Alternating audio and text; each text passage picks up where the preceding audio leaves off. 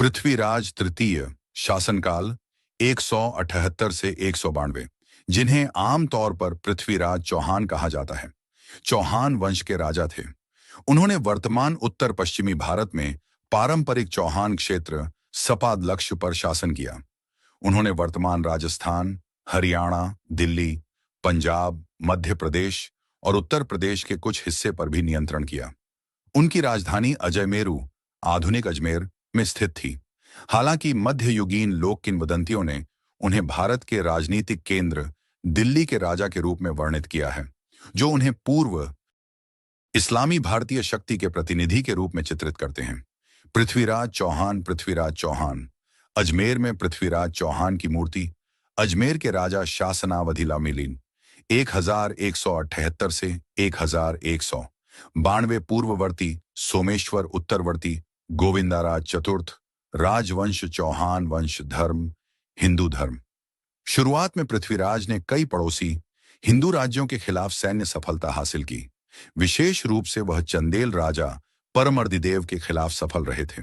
उन्होंने गौरी राजवंश के शासक मोहम्मद गौरी के प्रारंभिक आक्रमण को भी रोका। हालांकि 1192 में तराइन की दूसरी लड़ाई में गौरी ने पृथ्वीराज को हराया और कुछ ही समय बाद उन्हें मार डाला। तराइन में उनकी हार को भारत की इस्लामी विजय में एक ऐतिहासिक घटना के रूप में देखा जाता है और कई अर्ध पौराणिक लेखनों में इसका वर्णन किया गया है। इनमें सबसे लोकप्रिय पृथ्वीराज रासो है, जो उन्हें राजपूत राजा के रूप में प्रस्तुत करता है। जानकारी के स्रोत पृथ्वीराज के शासनकाल के दौरान के शिलालेख संख्या में कम हैं और स्वयं राजा द्वारा जारी नहीं किए गए हैं।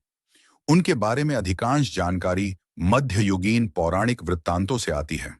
तराइन की लड़ाई के मुसलमान खातों के अलावा हिंदू और जैन लेखकों द्वारा कई मध्ययुगीन महाकाव्य में उनका उल्लेख किया गया है। इनमें पृथ्वीराज विजय, हम्मीर महावाक्य और पृथ्वीराज रासो शामिल हैं। इन ग्रंथों में स्तुतिपूर्ण संबंधी विवरण हैं और इसलिए यह पूरी तरह से विश्वसनीय नहीं है। पृथ्वीराज विजय। पृथ्वीराज का उल्लेख जैनों की एक पट्टावली में भी किया गया है, जो एक संस्कृत ग्रंथ है। इसमें जैन भिक्षुओं की जीवनी है, जबकि इसे 133-136 में पूरा कर लिया था, लेकिन जिस हिस्से में पृथ्वीराज का उल्लेख है वह 1250 के आसपास लिखा गया था। चंदेला कवि जगनिका का आल्हा खंड या आल्हा रासो भी चंदेलों के खिलाफ पृथ्वीराज के युद्ध का अतिरंजित वर्णन प्रदान करता है। के शासनकाल से एकमात्र जीवित साहित्यिक पाठ है। पृथ्वीराज रासो, जिसने पृथ्वीराज को एक महान राजा के रूप में लोकप्रिय किया, को राजा के दरबारी कविचंद बरदाई द्वारा लिखा कहा जाता है। हालांकि यह अतिरंजित लेखनों से भरा है, जिनमें से कई इतिहास के उद्देश्यों के लिए बेकार हैं। पृथ्वीराज का उल्लेख करने वाले अन्य वृत्तांत और ग्रंथों में प्रबंध चिंतामणि, प्रबंधकोश और पृथ्वीराज प्रबंध शामिल हैं। उनकी मृत्यु के सदियों बाद इनकी रचना की गई थी और इसमें अतिशयोक्ति और काल दोष वाले उपाख्यान हैं। पृथ्वीराज का जन्म चौहान राजा सोमेश्वर और रानी कर्पूरा देवी के घर हुआ था। पृथ्वीराज और उनके छोटे भाई हरिराज दोनों का जन्म गुजरात में हुआ था, जहां उनके पिता सोमेश्वर को उनके रिश्तेदारों ने चालुक्य दरबार में पाला था। पृथ्वीराज गुजरात से अजमेर चले गए जब पृथ्वीराज द्वितीय की मृत्यु के बाद उनके पिता सोमेश्वर को चौहान राजा का ताज पहनाया गया।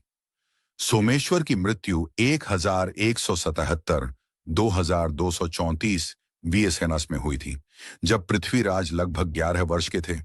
पृथ्वीराज, जो उस समय नाबालिग थे, ने अपनी मां के साथ राजगद्दी पर विराजमान हुए। इतिहासकार दशरथ शर्मा के अनुसार पृथ्वीराज ने 1180-2237 विनाश में प्रशासन का वास्तविक नियंत्रण ग्रहण किया। दिल्ली में अब खंडहर हो चुके किला राय पिथौरा के निर्माण का श्रेय पृथ्वीराज को दिया जाता है। पृथ्वीराज रासो के अनुसार दिल्ली के शासक अनंगपाल तोमर ने अपने दामाद पृथ्वीराज को शहर दिया था और जब वह इसे वापस चाहते थे तब हार गए थे। यह ऐतिहासिक रूप से गलत है, चूंकि पृथ्वीराज के चाचा विग्रहराज चतुर्थ द्वारा दिल्ली को चौहान क्षेत्र में ले लिया गया था। 4 इसके अलावा ऐतिहासिक साक्ष्य बताते हैं कि अनंगपाल तोमर की मृत्यु पृथ्वीराज के जन्म से पहले हो गई थी। उनकी बेटी की पृथ्वीराज से शादी के बारे में दावा बाद की तारीख में किया गया है। चौहानों को गौरी आक्रमण का सामना नहीं करना पड़ा, क्योंकि गुजरात के चालुक्यों ने 1178 में कसरावत के युद्ध में मोहम्मद को हरा दिया था। अगले कुछ वर्षों में मोहम्मद गौरी ने पेशावर, सिंध और पंजाब को जीतते हुए चौहानों के पश्चिम में अपनी शक्ति को मजबूत किया। उन्होंने अपना अड्डा गजनी से पंजाब कर दिया और अपने साम्राज्य का विस्तार पूर्व की ओर करने का प्रयास किया। इससे उन्हें पृथ्वीराज के साथ संघर्ष में आना पड़ा। मध्यकालीन मुस्लिम लेखकों ने दोनों शासकों के बीच केवल एक या दो लड़ाइयों का उल्लेख किया है। तबकात नासिरी और तारीख फिरिश्ता में तराइन की दो लड़ाइयों का जिक्र है। जमी उल हिकाया और ताज उल मासीर ने तराइन की केवल दूसरी लड़ाई का उल्लेख किया है, जिसमें पृथ्वीराज की हार हुई थी। हालांकि हिंदू और जैन लेखकों का कहना है कि पृथ्वीराज ने मारे जाने से पहले कई बार मोहम्मद को हराया था। जैसे कि हम्मीर महाकाव्य दावा करता है कि दोनों के बीच 9 लड़ाइयां हुई। पृथ्वीराज प्रबंध में 8 का जिक्र है। प्रबंध कोश 21 लड़ाइयों का दावा करता है, जबकि प्रबंध चिंतामणि 22 बतलाता है।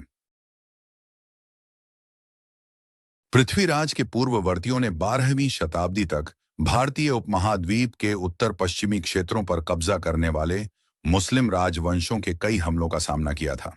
12वीं शताब्दी के अंत तक गजनी आधारित गौरी वंश ने चौहान राज्य के पश्चिम के क्षेत्र को नियंत्रित कर लिया था।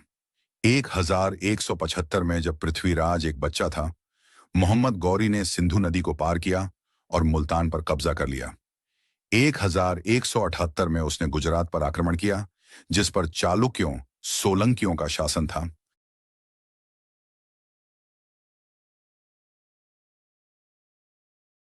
पृथ्वीराज के बारे में सुना तो उन्होंने लड़ाई का फैसला किया। वह एक सेना के साथ चल पड़े और तराइन में पृथ्वीराज की सेना का सामना किया। आगामी लड़ाई में पृथ्वीराज की सेना ने निर्णायक रूप से गौरियों को हरा दिया। 11 तराइन का द्वितीय युद्ध मोहम्मद गौरी ने गजनी लौटने का फैसला किया और अपनी हार का बदला लेने के लिए तैयारी की।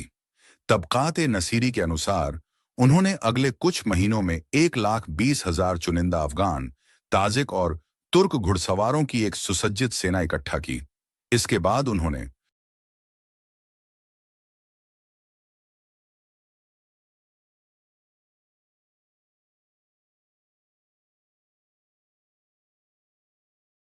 तराइन का प्रथम युद्ध 1190 से 1191 के दौरान मोहम्मद गौर ने चौहान क्षेत्र पर आक्रमण किया और तबर हिंदा या तबर ए हिंद बठिंडा पर कब्जा कर लिया।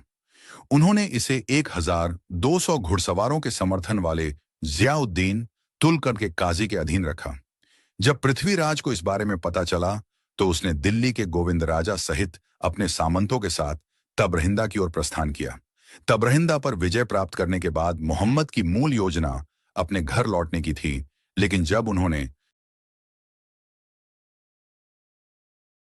नौ जबकि यह लेखन संख्या को बढ़ा चढ़ाकर पेश करते हैं। यह संभव है कि पृथ्वीराज के शासनकाल के दौरान गौरियों और चौहानों के बीच 2 से अधिक मुठभेड़ हुई।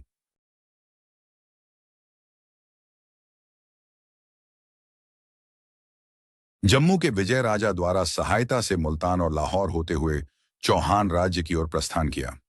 12 पड़ोसी हिंदू राजाओं के खिलाफ अपने युद्धों के परिणाम स्वरूप पृथ्वीराज के पास कोई भी सहयोगी नहीं था। फिर भी उन्होंने गौरियों का मुकाबला करने के लिए एक बड़ी सेना इकट्ठा करने में कामयाबी हासिल की। मोहम्मद ने अपने गजनी स्थित भाई गडियास उद्दीन से राय मशविरा लेने के लिए समय लिया।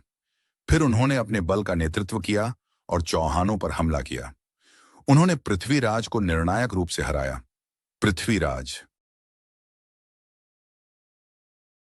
इसके बाद गौरी ने कई हजार रक्षकों की हत्या करने के बाद अजमेर पर कब्जा कर लिया। कई और लोगों को गुलाम बना लिया और शहर के मंदिरों को नष्ट कर दिया। मृत्यु अधिकांश मध्ययुगीन स्रोतों में कहा गया है कि पृथ्वीराज को चौहान राजधानी अजमेर ले जाया गया, जहां मोहम्मद ने उसे गौरियों के अधीन राजा के रूप में बहाल करने की योजना बनाई थी। कुछ समय बाद पृथ्वीराज ने मोहम्मद के खिलाफ विद्रोह कर दिया, जिसके उपरांत उन्हें मार दिया गया। पृथ्वीराज रासो का दावा है कि पृथ्वीराज को एक कैदी के रूप में गजनी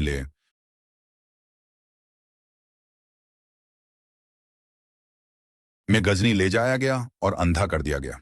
यह सुनकर कवि चंद बरदाई ने गजनी की यात्रा की और मोहम्मद गौरी को चकमा दिया, जिसमें पृथ्वीराज ने मोहम्मद की आवाज की दिशा में तीर चलाया और उसे मार डाला। कुछ ही समय बाद पृथ्वीराज और चंद बरदाई ने एक दूसरे को मार डाला।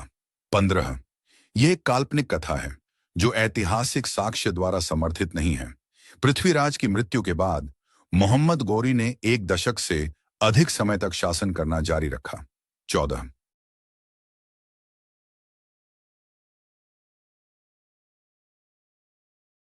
पृथ्वीराज की मृत्यु के बाद घोरियों ने उनके पुत्र गोविंद राज को अजमेर के सिंहासन पर राजा नियुक्त किया। 1192 में पृथ्वीराज के छोटे भाई हरिराज ने गोविंदराज को हटा दिया और अपने पैतृक राज्य का एक हिस्सा वापस ले लिया। गोविंद राजा रणस्तंभपुरा, आधुनिक रणथंभौर, चला गया, जहां उसने शासकों की एक नई चौहान शाखा स्थापित की, घोरी के आधिपत्य में।